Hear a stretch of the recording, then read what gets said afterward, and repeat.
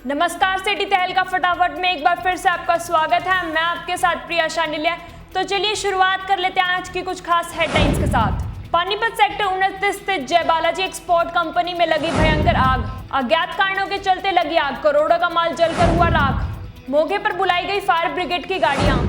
इसराना विधायक बलवीर वाल्मीकि ने लोहारी हत्याकांड पर दी सफाई, कहा मौत पर हो रही है राजनीति। 16 घंटे बाद पानीपत में हुई 3 मासूमों की मौत का करनाल में खुलेगा राज। पानीपत के बरसत रोड पर हर्ष गार्डन के सामने द मेडिसिटी हॉस्पिटल का मल्टी फैसिलिटीज के साथ हुआ शुभारंभ। अस्पताल के ओनर डॉक्टर प्रवीण काद्यान ने दी जानकारी। अस्पताल में इमरजेंसी आईसीयू, डिजिटल एक्सरे जैसी हर सुविधा उपलब्ध। नगर निगम पानीपत के लिए सीनियर डिप्टी मेयर और डिप्टी मेयर के चुनाव को शहरी स्थानीय निकाय ने दी मंजूरी। धरातल पर निगम व जनप्रतिनिधियों ने शुरू की तैयारियां। पानीपत वार्ड 3 भूलभुलैया चौक के पास राशन वितरण को लेकर मचा बवाल। डिपो होल्डर पर लगे राशन वितरण में घोटाले के आरोप। वार्ड पार्षद अंजलि शर्मा का कहना, यदि डिपो होल्डर के खिलाफ जल्द नहीं लिया एक्शन तो पद से देंगी इस्तीफा। संभालगा के नारायणा रोड से लेकर कई कॉलोनियों में जाने वाली सड़क का निर्माण न होने से कॉलोनी वासियों में रोष। जिले में कोरोना महामारी का प्रकोप तेजी से बढ़ता हुआ, खबरें लिखे जाने तक 50 नए मामले सामने। अधिकतर लोग हो रहे हैं सामूहिक संक्रमण का शिकार, सतर्क रहने की जरूरत। जिले में कोरोना रोगियों की कुल संख्या हुई 1206, वहीं एक्टिव केस की संख्या हुई 490। जिले में अब तक 15 लोगों की हो चुकी है कोरोना से मौत। तो चलिए अब देखते हैं खबरें विस्तार से। 3 मासूमों की बिंजोल में हत्या के बाद जहां लाठीचार्ज हुआ, उसके बाद गृह मंत्री अनिल विज ने इसमें संज्ञान लिया और इसकी जो जांच है करनाल एसपी को सौंपी है, जिसको लेकर आज यहाँ पर डीएसपी और 3 इंस्पेक्टर आज जांच के लिए आए, हॉटस्पॉट पर भी गए। तो उसके बारे में तमाम पहलुओं पर आज चर्चा करेंगे डीएसपी से, क्या कुछ कहना है और यहाँ पर जांच में क्या कुछ पाया।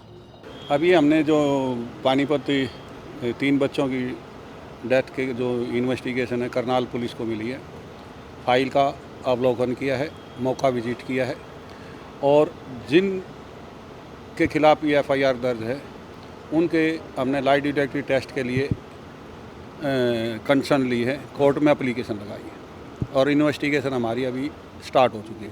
क्या परिवार के लोग उम्मीद करें कि मामले की निष्पक्ष जांच होगी? बिल्कुल 100% निष्पक्ष जांच होगी।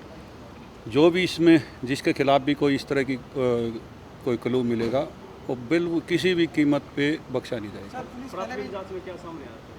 कब तक सर उम्मीद करें, कब तक? इसमें कुछ एक ऐसे पहलू हैं जो मैं अभी उजागर नहीं कर सकता, ठीक। उसके बावजूद जो हमारा जो पॉइंट सारे इसमें क्लियर हो जाएंगे, उसके बावजूद आपके पास आके न बिल्कुल उसको क्लियर करके न बाइट देंगे। दोनों इन्वेस्टिगेशन हमारे पास है, ठीक। इसमें जो भी इन्वेस्टिगेशन के दौरान, जो जांच के दौरान जिसकी भी जो गलती पाएगी उसके खिलाफ एक्शन के बारे में लिया जाएगा। ये हमारे करनाल एसपी साहब की नेतृत्व में ये टीम बनी है, जिसमें मैं एक डीएसपी, 2 हमारे इंस्पेक्टर, साइबर सेल इंचार्ज, ये सभी इस टीम में हैं। परिजन से हमने कांटेक्ट करने की कोशिश की है, वो बाहर थे।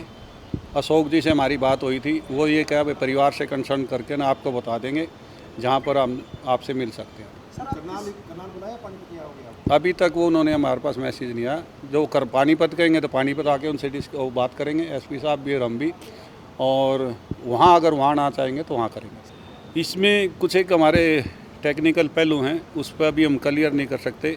भाई जब तक कॉज ऑफ डेथ नहीं आ जाती क्लियर नहीं कह सकता कि भाई ये हत्या है या तो परिवार वालों के बारे में यही चीज़ कहने जाएँ, उनको एग्रेसिव होने की ज़रूरत नहीं है। फेयर इन्वेस्टिगेशन होगी, 100% फेयर इन्वेस्टिगेशन होगी। दोषी जो पाएंगे वो बख्शे नहीं जाएंगे। इस तमाम पहलुओं पर जहां डीएसपी ने कहा कि लाइव डिटेक्ट टेस्ट कराए जाएंगे, तो दूसरी तरफ हॉटस्पॉट पर भी वहां पर गए, जहां उन्होंने परिजनों से भी बातचीत की और उन्होंने आश्वासन दिलाया है कि इस पूरे मामले पर निष्पक्ष जांच होगी और जल्द ही इसका खुलासा किया जाएगा। अब देखना यह दिलचस्प होगा कि करनाल एसपी के नेतृत्व में काम कर रही टीम अब कब तक इस पूरे मामले का पर्दा उठा पाती है। सहयोगी धर्मवीर सरावत के साथ जितेंद्र अहलावत, सिटी तहलका, पानीपत। 19 माह बाद भी नहीं हुआ सीनियर और डिप्टी मेयर का चुनाव।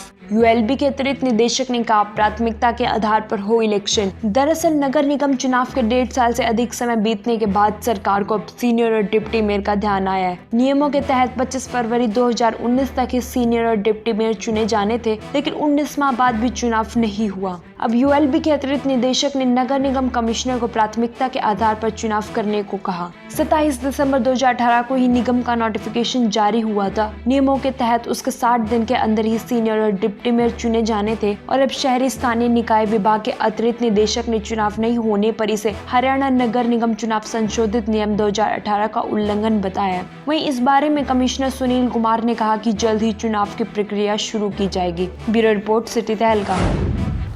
मैं इस विषय में प्रेस कॉन्फ्रेंस करना चाह रहा था कि मेरे हल्का में गांव लोहारी में जिस प्रकार एक लड़के की हत्या की गई, सबसे पहले तो मैं उस पर शोक जाहिर करता हूँ, दुख जाहिर करता हूँ कि बहुत ही निंदनीय काम उन लोगों ने किया है।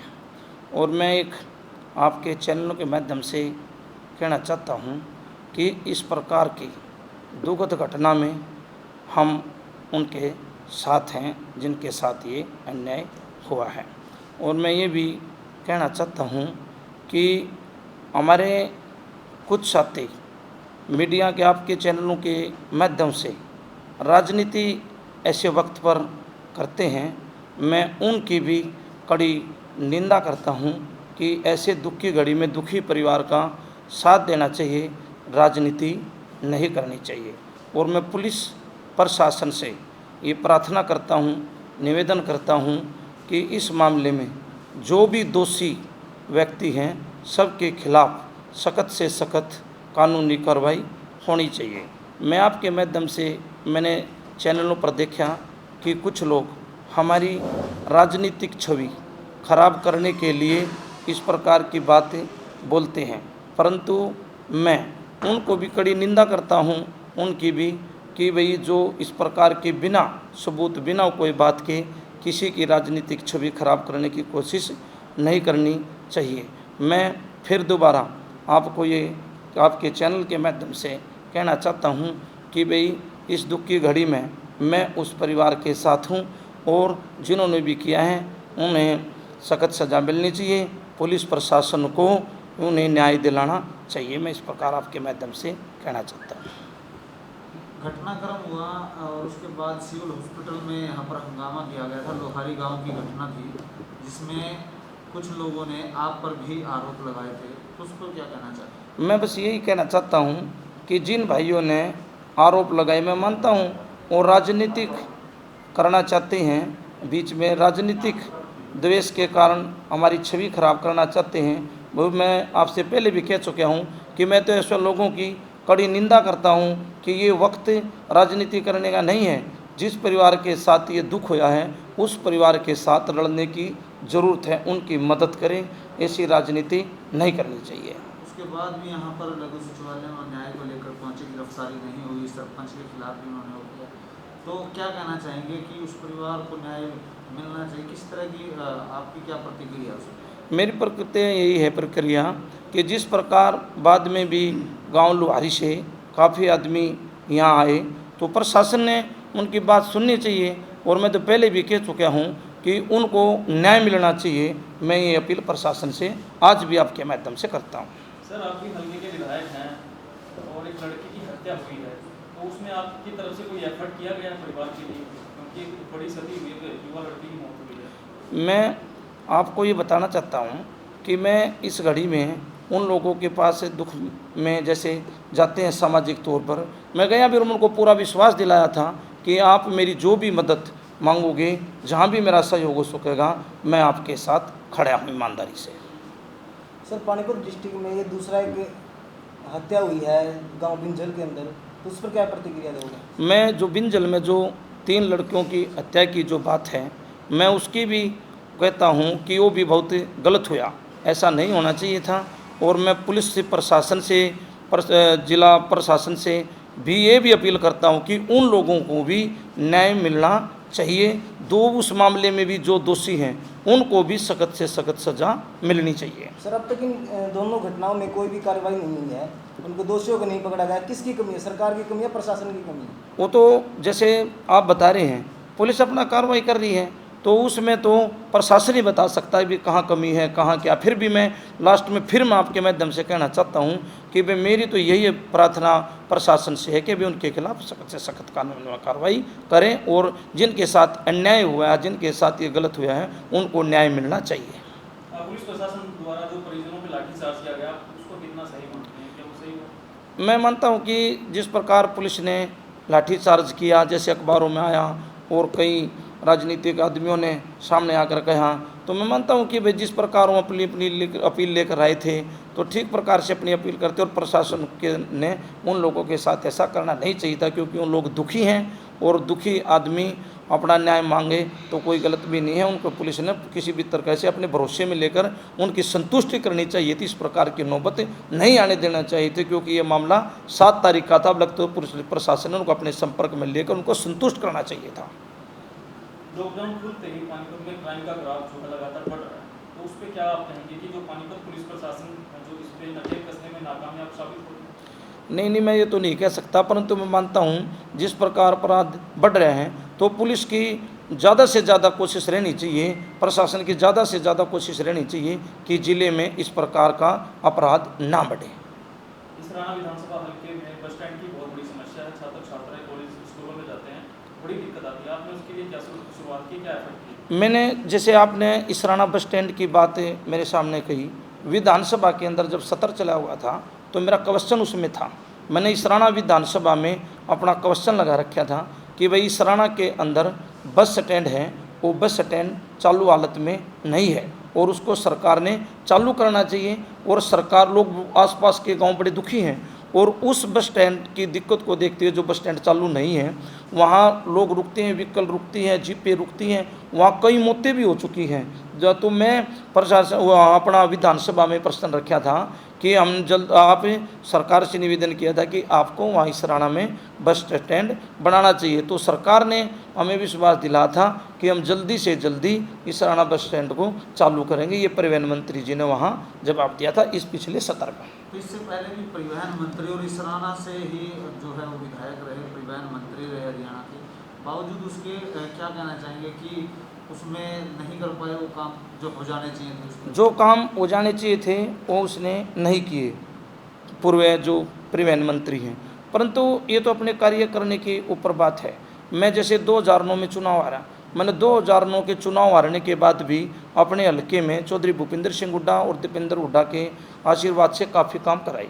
जैसे मैंने गांव मतरोडा की आप बात लीजिए, मैंने गांव मतरोडा में कन्या महाविद्यालय बनवाया, ITI बनवाई, बड़ी तस्वीर बनवाई, पावर हाउस को बड़ा करवाया और भी हर एक गाँव में अनेकों कार्य बड़ी बड़ी राशियाँ देकर वहाँ करवाने का काम किया। और मैं मानता हूँ आपने देखा होगा पिछली बार भी परिवहन मंत्री के जो भी जिस प्रकार की कार्य सारा हरियाणा जानता हूँ उन बातों को, तो मैं इस विषय पे नहीं जाना चाहता। और मैं तो फिर आपको बताता हूँ, आपके माध्यम से कहना चाहता हूँ, इस राणा बस स्टैंड की, मतरोडा बस स्टैंड की मैंने मांग रखी, मतरोडा बस स्टैंड की भी मैंने मांग रखी थी विधानसभा सत्र में कि मतरोडा का जो बस स्टैंड है वहाँ बसें रुकने का स्थान नहीं है, कहीं सरकार दूसरी जगह ले ले और वहाँ अच्छा बस स्टैंड बनाए जिससे लोगों को सुविधाओं। मैंने तो विधानसभा में ये भी बात रखी थी कि इस अपना मतरोडा बस स्टैंड पे यदि महिलाएं शौच के लिए जाएं तो उसकी भी जगह नहीं है। तो मैंने ये भी प्रार्थना की थी भी वहाँ भी एक इस प्रकार का शौचालय बनाया जाना चाहिए ताकि जब तक नया बस स्टैंड ना बने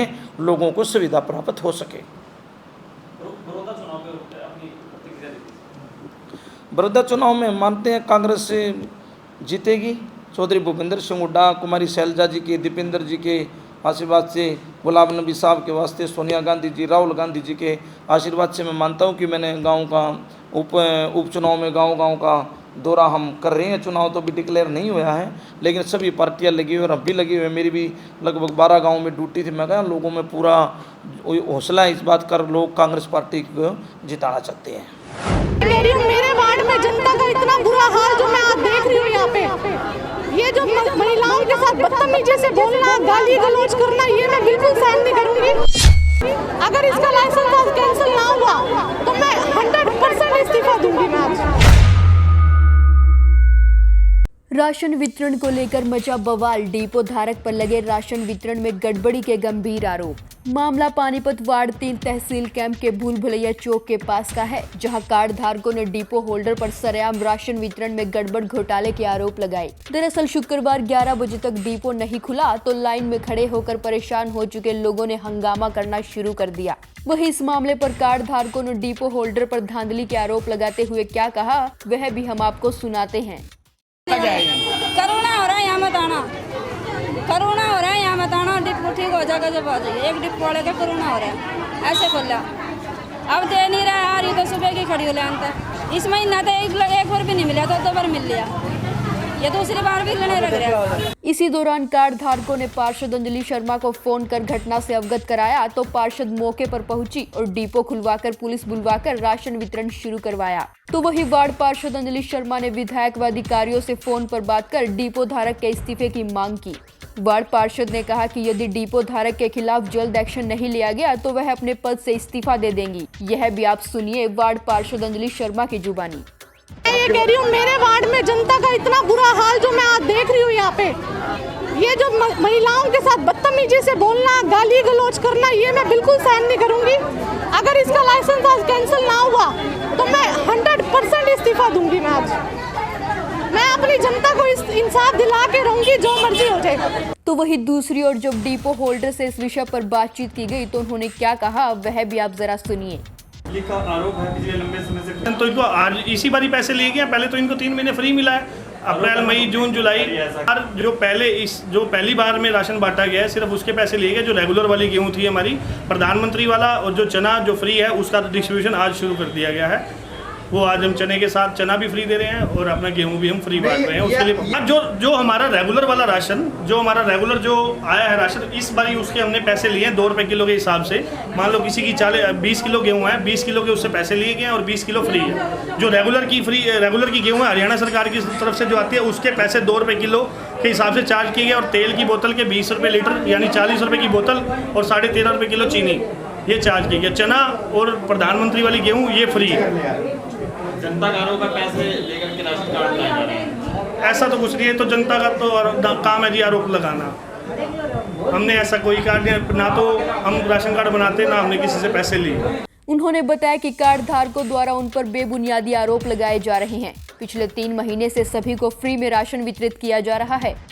सरकार की ओर से राशन आते ही उनके द्वारा सभी को मैसेज कर राशन वितरण के लिए बुलाया गया। ब्यूरो रिपोर्ट, सिटी तहलका। शुगर मिल पर एनजीटी की बड़ी कार्रवाई, जल और वायु प्रदूषण करने का पाया दोषी। दरअसल एनजीटी ने रिफाइनरी के बाद पानीपत शुगर मिल को आड़े हाथों लिया है। शुगर मिल पर बड़ी कार्रवाई करते हुए एनजीटी ने यूनिटों को बंद कर दिया है। एनजीटी ने आदेश में साफ कहा कि जब तक जल एवं वायु प्रदूषण को खत्म करने के लिए उपाय नहीं पूरे होते तब तक शुगर मिल बंद रहेगी। इसके साथ ही हरियाणा राज्य प्रदूषण नियंत्रण बोर्ड की जिम्मेदारी तय कर दी गई है कि उपाय होने तक शुगर मिल शुरू नहीं होनी चाहिए। एनजीटी ने आदेश में साफ कहा कि शुगर मिल वायु और जल प्रदूषण कर अपराध कर रहा है। शुगर मिल का बॉयलर भी बहुत पुराना हो चुका है जिससे वायु प्रदूषण हो रहा है। ईटीपी भी खराब है, मिल खुले में पानी बहा रहा है। यह हालात तब है कि जबकि इससे पहले शुगर मिल पर एनजीटी 20 लाख रुपए का जुर्माना भी लगा चुका है। शुगर मिल के कुप्रबंधन से वार्ड 18 का पूरा एरिया सबसे अधिक प्रभावित हुआ है, जिसमें 8 मरला area, Mukhija colony, RK Puram area, तो वही साथ ही वार्ड 17 का एरिया भी प्रभावित हुआ है। इसमें मिल के सामने संजय कॉलोनी, आजाद नगर, राजनगर का एरिया शामिल है। ब्यूरो रिपोर्ट, सिटी तहलका।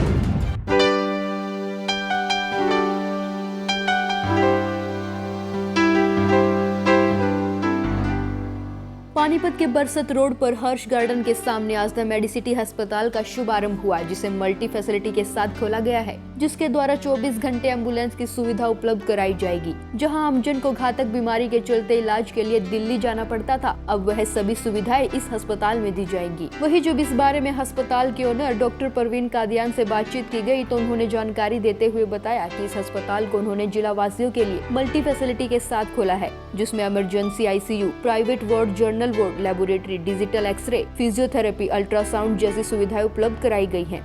मेडिसिटी हॉस्पिटल मल्टी फैसिलिटी के लिए ओपन किया मैंने इसको बरसत रोड पे, ये अपोजिट हर्ष गार्डन के सामने है। इसके अंदर सारी फैसिलिटी है, मेडिसिन के लिए, गायनिंग के लिए, जनरल सर्जरी के लिए, लीवर एंड गैस्ट्रो के लिए, साथ में ऑर्थोपेडिक्स के लिए और फिजियोथेरेपी डिपार्टमेंट अवेलेबल रहेंगे इसके अंदर। महिलाओं के लिए मैनेजमेंट गाइनिंग डिपार्टमेंट के लिए अलग से डॉक्टर रत्ना राठी हैं, आज वो मेरे पास ओपीडी के लिए रहेंगी। तो वही महिलाओं के लिए अलग से सुविधा उपलब्ध कराई गई। तो वही बीपीएल कार्ड धारकों के लिए एमआरआई व सीटी स्कैन जैसी सुविधाएं जरूरत अनुसार फ्री ऑफ कॉस्ट दी जाएंगी। वही अस्पताल के शुभारंभ पर MBBS MD doctor Pritam Singh से बातचीत की गई, तो उन्होंने क्या कहा वह भी आप सुनिए। मेडिसिन डिपार्टमेंट का हेड हूँ मैं, और जैसे कि दिल की बीमारी, छाती की बीमारियाँ, फेफड़ों की बीमारियाँ, किसी तरह का बुखार, दमा, इस तरह की जितनी भी बीमारियाँ होंगी इनको मैं देखूँगा। और मेरी तरफ से जितने भी पुअर पेशेंट होंगे उनको जितना भी ज़्यादा से ज़्यादा एड दी जा सकती है वो मैं करूँगा। यहाँ तक कि अगर जरूरत पड़ी तो फ्री ऑफ कॉस्ट भी उन्हें मैं देखूँगा। ब्यूरो रिपोर्ट, सिटी तहलका। आज के अंक में बस इतना ही। अगले अंक में फिर मिलेंगे कुछ नई खबरों के साथ। तब तक देखते रहिए सिटी तहलका, सच के साथ। नमस्कार।